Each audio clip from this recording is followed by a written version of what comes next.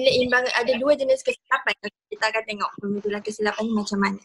So, dalam setiap akaun walaupun sekarang teknologi dah maju, kita still berlaku kesilapan. Jadinya ada dua. So yang ni bagian dia. Okay. Kesilapan amount ke? So, dari awal. Rekod sebagai 560 dalam kedua-dua akaun. So, dalam kedua-dua akaun maksudnya patutnya dia beli 650 tapi dia just rekodkan 550. How to know the value berapa yang tertinggal? 650 tolaklah dengan 560. Dapatlah kita 90. Maksudnya tadi belian tadi bertambah 90 dan ABT kita pun 90. Okay. So seterusnya, kesilapan saling mengimbangi. Okay. Maksudnya ialah jualan 250 tersilap catat dalam akaun jualan sebagai 205. Begitu juga belian 350 tersilap catat dalam akaun belian sebagai 305. So kesilapan dia silap dekat dua jenis akaun walaupun tak berkaitan pun dua-dua akaun ni, tapi menyebabkan still seimbang kita punya imbangan duga tu. So ini namanya kesilapan saling mengimbangi dan apa yang kita kena buat, kita just potong je dia punya value tu. Okay, next. Kita ada kesilapan commission. So, kesilapan commission ni contoh kita ada ialah belian daripada Dina RM800 silap rekod dalam akaun Tina. So, ini adalah akan berlaku pada akaun ABB ataupun ABT kita sahaja. Sebab ini melibatkan nama orang. So, dia silap Dina dengan Tina walaupun dekat-dekat sama tapi orang yang berbeza. So, tetap kita kena betulkan. So, kita kenalah, tadi kan dia macam mana belian daripada Dina 800 silap rekod dalam Tina. So, tadi kita masukkan dalam Tina. Dan mereka ni ialah belian daripada Dina. So, okay, so macam tu, Tina 800, Dina 800. Next ni last. So kesilapan songsang atau terbalik. So contoh dia apa? Ambilan barang RM70 silap didebit dalam akaun belian dan dikredit dalam akaun ambilan. Maksudnya, songsang ni adalah dia dah betul dah akaun tapi patutnya yang debit dia dikredit, patutnya yang dikredit dia pergi debit.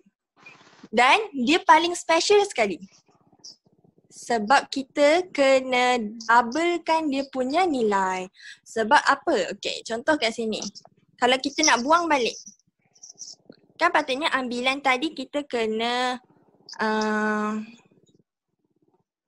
buat apa? Okay, ambilan kita kena kredit. So bila nak dapatkan balik, patutnya kita debit. Sebab ambilan kan sifat dia debit kalau bertambah. Tapi kita pergi kreditkan. So, dalam akaun tu dah jadi negatif. Negatif 70. Tapi kita nak wujudkan dalam akaun tu 70. So, bila kita just letak tambah 70 je, dia akan jadi kosong akaun ambilan kita tu. So, the cara ialah kita kena doublekan. So, bila double dekat ambilan, belian pun also double 140. Perhatikan amount tersebut telah diganda 2 kali. Dan ini hanya berlaku pada kesilapan songsang atau terbalik sahaja. Which is kesilapannya ialah dia silap debit dan kredit. Okay, next.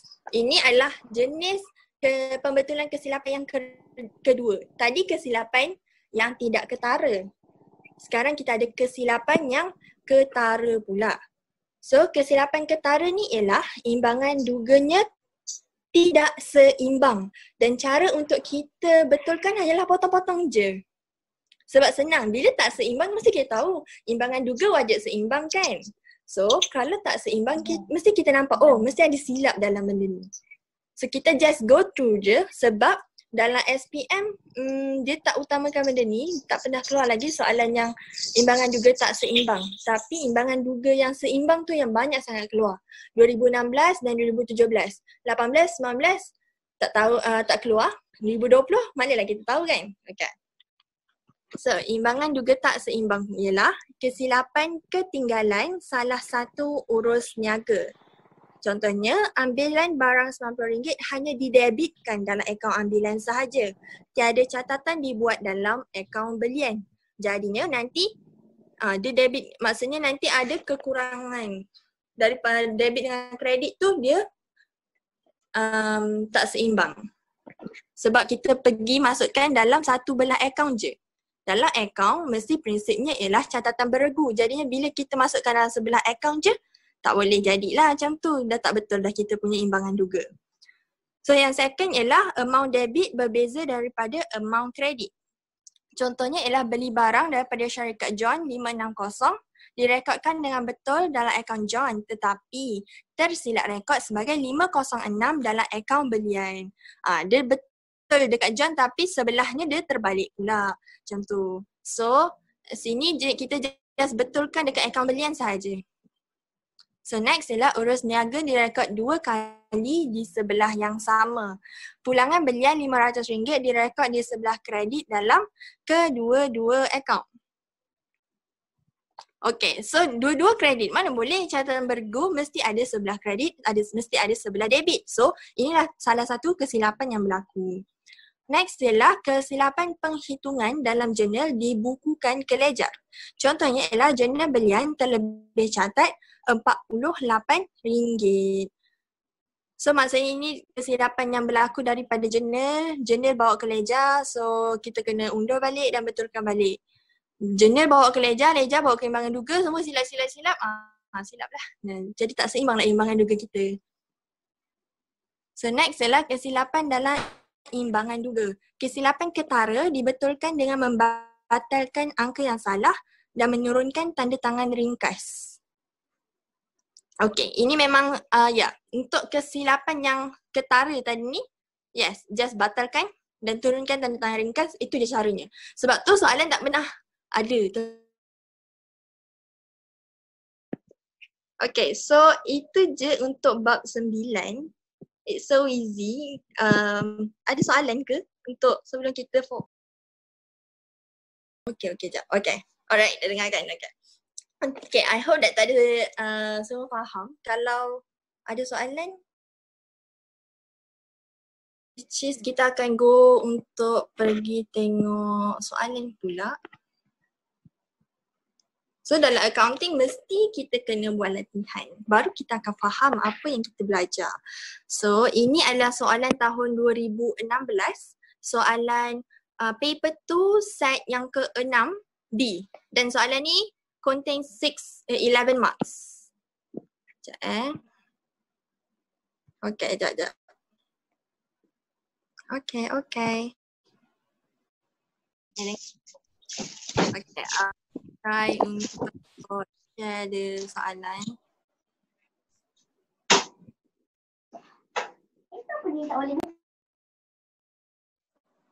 Okay. So, ni soalannya, nampak kan? Okay. Ni soalan tahun 2016, soalan SPM, paper 2 account, soalan set 6B. Siapa yang ada buku kertas soalan perasaan sebenar tu, tengok. Okay, so soalannya apa? Setelah imbangan duga disediakan di 6A. Okay, soalan 6A tu pasal imbangan duga. Kesilapan berikut telah ditemui. First ialah belanja kenderaan RM200 telah direkodkan dalam akaun kenderaan. So, ini ialah jenis kesilapan yang tidak ketara. Yang kedua ialah kadar bayaran yang telah dijelaskan dengan cek sebanyak 369 direkodkan sebagai 396. Cek yang diterima daripada penghutang bernilai RM640. Okay. Dengar? Nak main Dengar boleh? kan? Okay. Ayang tak boleh. Masa ni? Tak nanti. Dan RM640 dan ditanda rujuk contoh bayar oleh bank.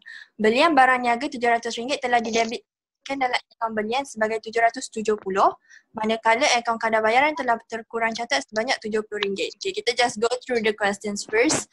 Nota kredit 540 daripada pemiutang telah didebitkan dalam akaun pulangan keluar dan dikreditkan ke dalam akaun belum bayar. Nak makan. Anda dikehendaki menyediakan catatan jurnal untuk betulkan kesilapan berkenaan. Keterangan tidak diperlukan. Dalam soalan SPM memang dia akan cakap keterangan tidak diperlukan. So jurnal ni patutnya kita belajar dalam chapter 3 and 4 form 4. Belajar ni tapi it's okay, that I'll teach you. So journal ni macam ni yang kita akan dapat paper SNT. Dia dah ready dah kertas jurnal untuk kita. So, okay. First thing dalam account. Ini adalah benda yang paling basic dalam account yang kita kena ingat sebab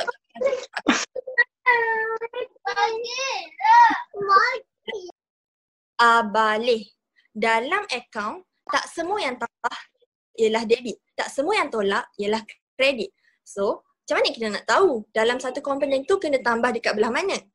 So inilah yang ni balih. A untuk ambilan, B untuk belian, A untuk aset. Kalau ada ambilan, belian dan aset, jikalau nak tambah this component kita kena debitkan. Okay.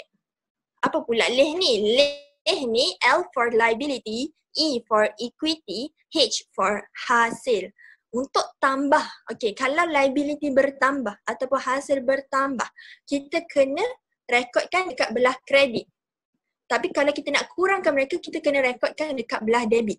Okay, ini benda yang kita kena pegang dalam account. Memang macam ni accounting. So, dan orang selalu pening sebab benda ni. So, ingat dalam kepala, A balih, A debit, leh kredit. Okay, seterusnya, untuk tadi, Ain dah cakap awal-awal yang kita punya aim for this topic ialah this, which is kesilapan yang tidak ketara. Okay, dengarkan. Kesilapan yang tidak ketara. So, kesilapan yang tidak ketara ni kita kena ingat sebab dia suka sangat tanya dekat soalan paper 1 dengan soalan paper 2. Jadinya, dalam nanti kita akan ajar dulu ni this acronyms yang Ain dah buat untuk korang ingat nama-nama ni. So ini adalah 6, ada 6 jenis tadi yang kita belajar, 6 jenis pembetulan kesilapan yang tidak ketara.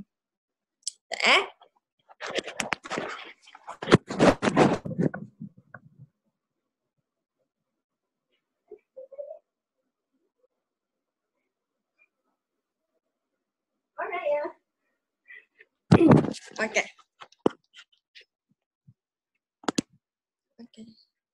So, ini nama dia ialah macam mana? Ini lagu. So, okay.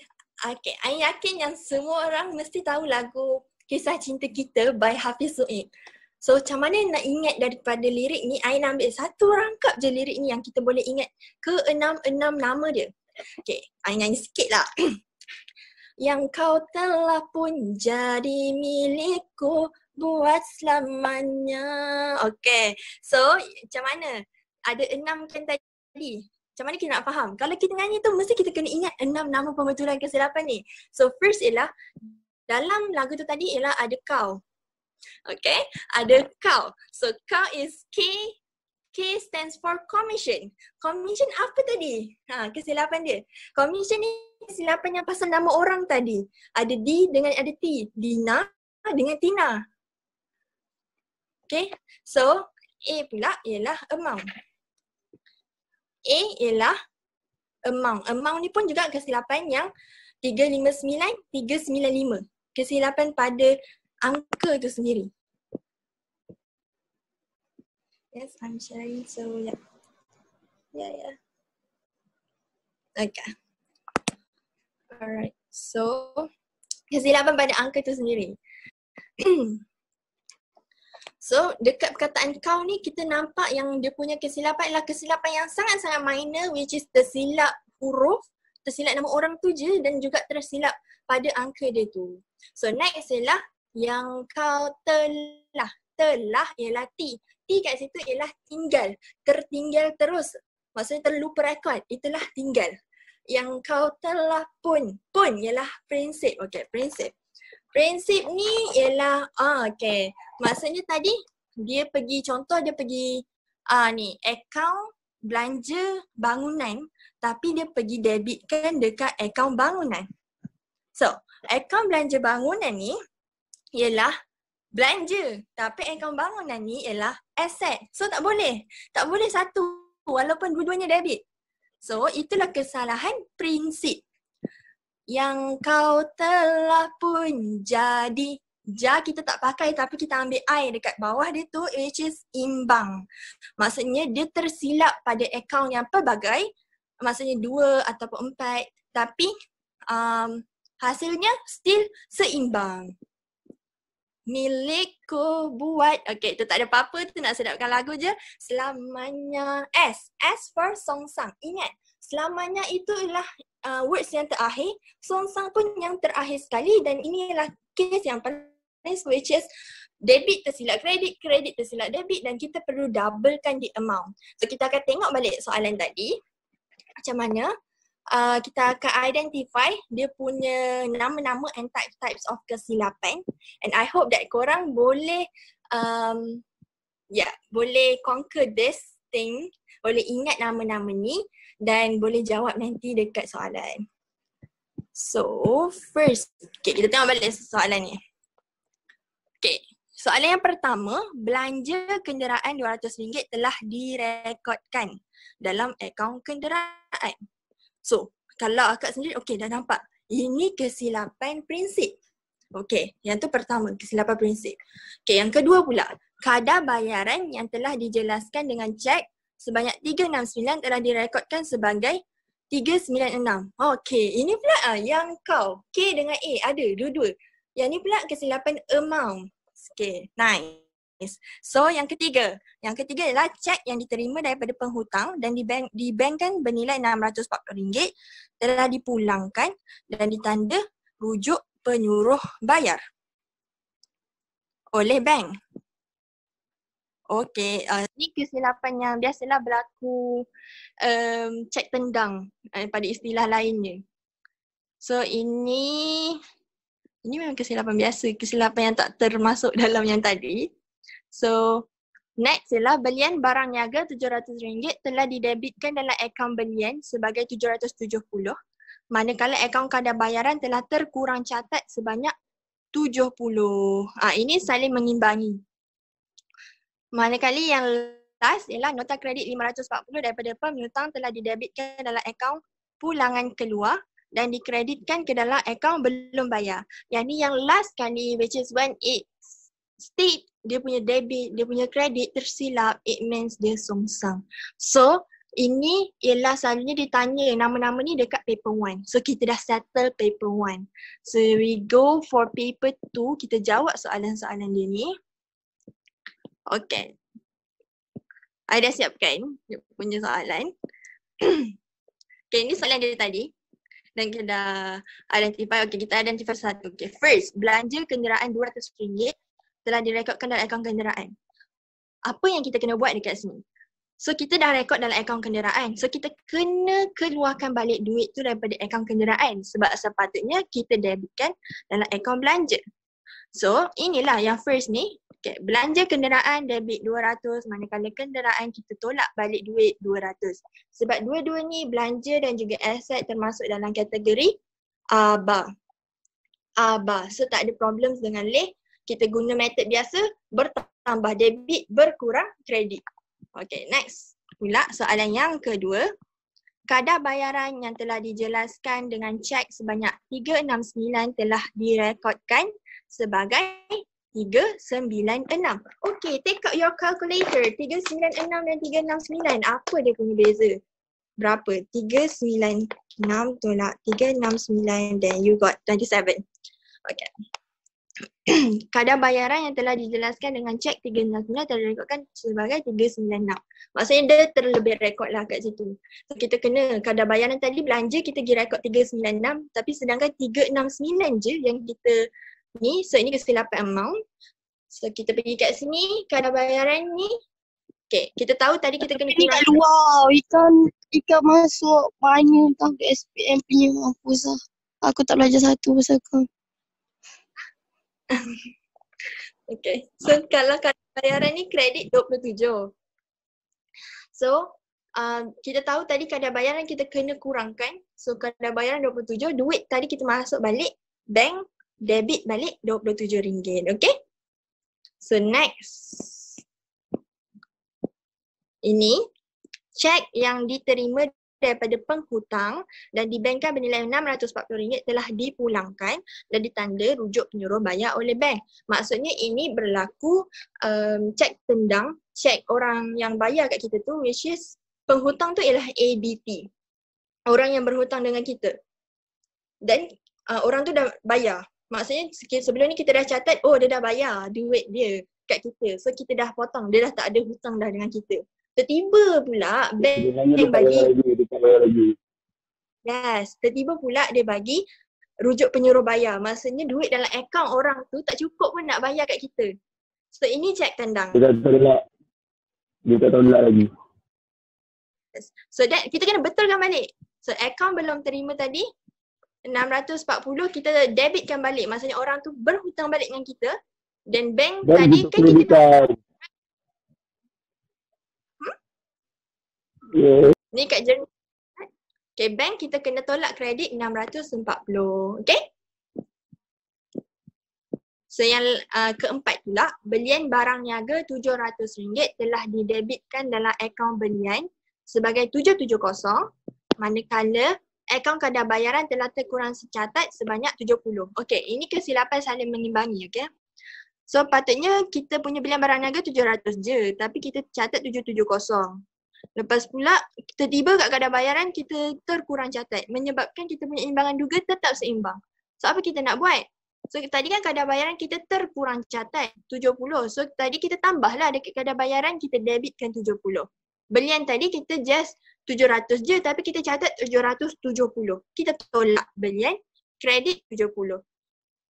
Next, last, nota kredit 540 daripada pengutang telah didebitkan dalam akaun pulangan keluar which is pulangan keluar ialah pulangan belian dan dikreditkan ke dalam akaun belum bayar. So nota kredit daripada ABB. Maksudnya nota kredit ni bila kita dapat kita akan happy. Which is bila kita happy maksudnya mungkin ada diskaun ataupun orang tu kita punya pemiutang ABB kita pulangkan balik duit kat kita. Tapi sekarang ni kita pergi debitkan dalam akaun pulangan keluar. Dalam pulangan belian patutnya kita kredit. Sebab belian asalnya sifat dia debit. Tapi bila pulangan which is songsang kepada akaun dia ialah pulangan belian, kita kredit kalau nak tambah kan. Okay, yang ni memang songsang-songsang ni memang benda-benda ngelas sikit kan. Tapi ingat kalau pulangan keluar ialah dalam kategori leh dan dikreditkan ke dalam akaun belum bayar. Patutnya kita kena debitkan dalam akaun belum bayar. Sebab apa? Sebab tadi kan kita dapat nota kredit daripada ABB, orang tu dah kurangkan hutang kita, bukannya tambah hutang kita. So kalau kita kreditkan ABB, maksudnya hutang kita bertambah. Tapi sekarang ni dia dah kurangkan. Maksudnya terbalik.